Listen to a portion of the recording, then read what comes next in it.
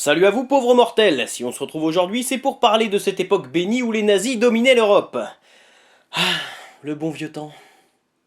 Plus sérieusement, remettons-nous dans le contexte. Quand Superman apparaît pour la première fois en 1938 dans le premier numéro de Action Comics, le monde est dans la merde. Mais genre la grosse merde quoi, la bonne grosse merde hein. Après une crise économique mondiale sans précédent, de nombreux partis politiques à tendance extrême prennent le pouvoir en Europe, avec à leur tête des dictateurs comme Staline, Franco, Mussolini ou encore Hitler. Oui, c'est un résumé assez bref, mais si vous en manque des bouts, il fallait suivre à l'école. Hein. C'est donc dans cette ambiance pour le moins festive que vont naître les premiers super-héros modernes inspirés du succès de Superman. Parmi eux, on trouve celui qui peut être considéré comme le tout premier super-héros patriotique américain, The Shield. The Shield apparaît pour la première fois dans Pep Comics numéro 1 chez MLG, futur Archie Comics, en novembre 1939. Tom Higgins est un scientifique qui travaille sur une formule permettant de donner une super force aux soldats américains. Malheureusement, il est tué dans une explosion déclenchée par des saboteurs nazis. Son fils Joe, étudiant en chimie, décide de poursuivre les recherches de son père et de tester la formule sur lui-même, devenant ainsi pratiquement invulnérable. Oui, en quelques secondes, vous venez de réaliser que le mythique Captain America n'est en fait qu'une pâle copie d'un personnage déjà existant. En 1940, Timely Comics, qui surfe déjà sur la vague super-héroïque avec des personnages comme le Submariner ou Human Torch, constate le succès de The Shield et décide d'ajouter à son catalogue un super-héros patriotique.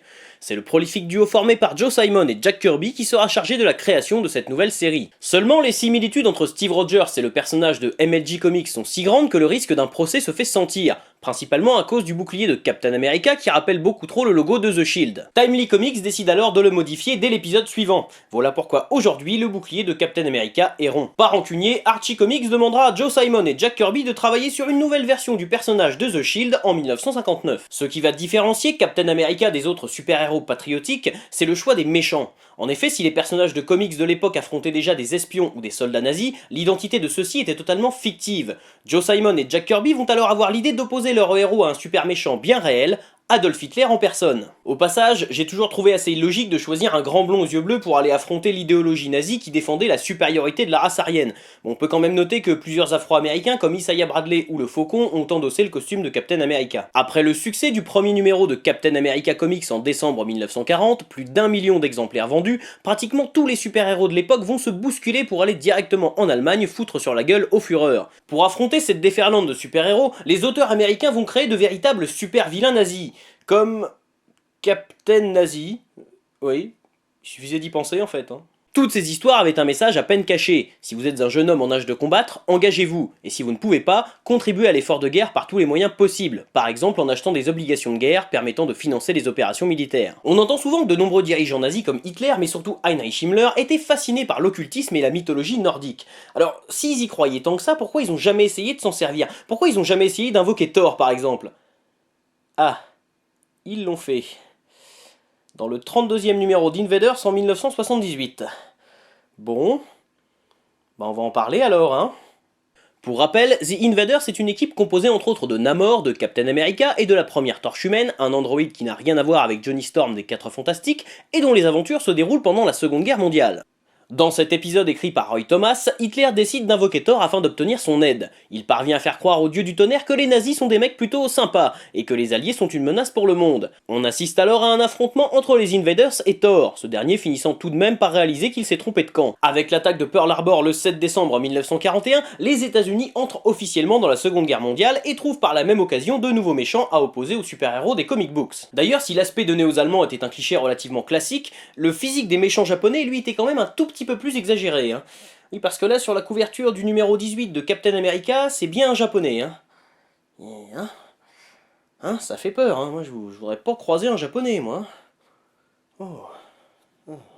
Alors en fait, peu de gens le savent, mais dans Le Seigneur des Anneaux, les orques sont interprétés par des acteurs japonais qui ne sont absolument pas grimés. C'est leur vrai visage.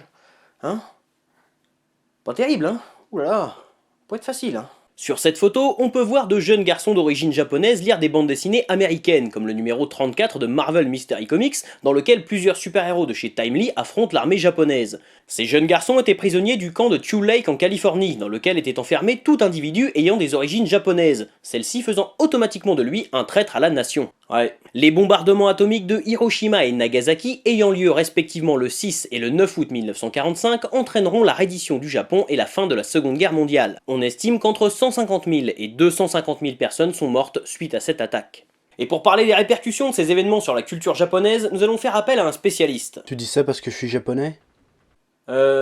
Ouais, c'est ça. En effet, la guerre du Pacifique et tout particulièrement les bombardements de Hiroshima et Nagasaki influenceront longtemps les auteurs japonais. Dans Gen d'Hiroshima, œuvre quasi autobiographique de Keiji Nakazawa, l'auteur, qui a perdu toute sa famille lors du bombardement, nous dépeint le drame vécu par les survivants, malades rejetés comme des symboles de la défaite et étudiés par l'armée américaine tels des cobayes. Nakazawa y tient un discours antimilitariste et anti-impérialiste, il tient l'État japonais comme responsable de la guerre et de la souffrance de son peuple. Par contre, quand on parle du génocide chinois-coréen qu'ont fait les Japonais pendant la Seconde Guerre mondiale, là on l'entend moins sa grande gueule, hein. Le tombeau des Lucioles est un film de Isao Takahata, adapté d'une nouvelle de Akiyuki Nozaka. On y suit la vie d'un frère et d'une sœur livrés à eux-mêmes après le bombardement de Kobe en 1945.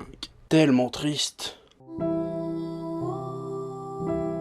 Takahata qui est d'ailleurs l'autre génie à l'origine du studio Ghibli, qu'on oublie souvent au profit de Miyazaki. C'est un peu dommage d'ailleurs. Au cinéma, le film Godzilla sorti en 1954 synthétise à merveille le traumatisme encore récent de la bombe atomique et de ses conséquences pour le peuple japonais. Cette peur de la bombe atomique et plus généralement de grands cataclysmes restera longtemps ancrée dans la culture populaire japonaise, comme on peut le voir dans les mangas Akira, Hokuto no Ken ou Neon Genesis Evangelion. Voilà, c'était un caméo. C'était bien. Ouais.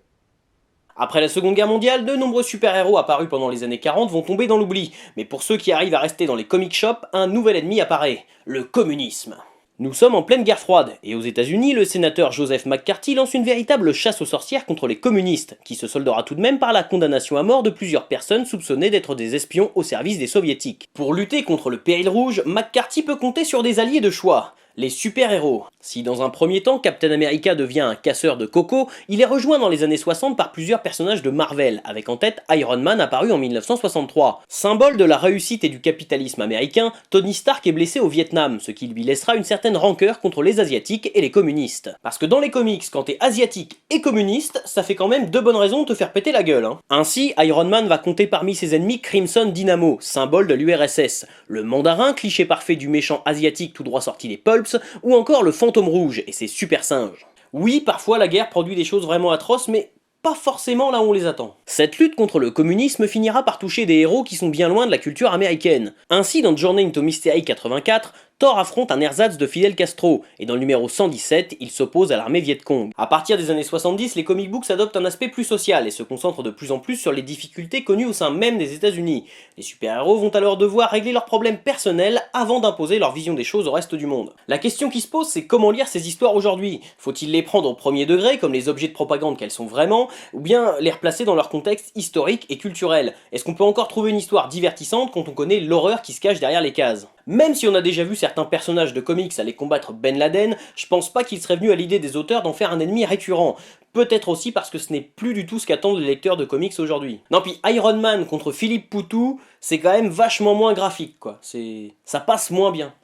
Malgré tout, il est intéressant de voir à quel point cette période a marqué l'histoire de la bande dessinée américaine et l'influence encore aujourd'hui. Après tout, des organisations comme Hydra ou des personnages comme le Winter Soldier découlent directement de cette époque où les méchants de comic books étaient bien réels. Voilà, je tiens à remercier le chef Otaku pour sa participation. Jusqu'à la prochaine fois, je compte sur vous pour avoir de saines lectures. Si cette vidéo vous a plu, n'hésitez pas à la partager sur les réseaux sociaux. Si cette vidéo ne vous a pas plu, n'hésitez pas à la partager sur les réseaux sociaux. Vous pouvez maintenant retrouver l'émission sur Facebook et n'oubliez pas de vous abonner à la chaîne pour ne pas rater la prochaine.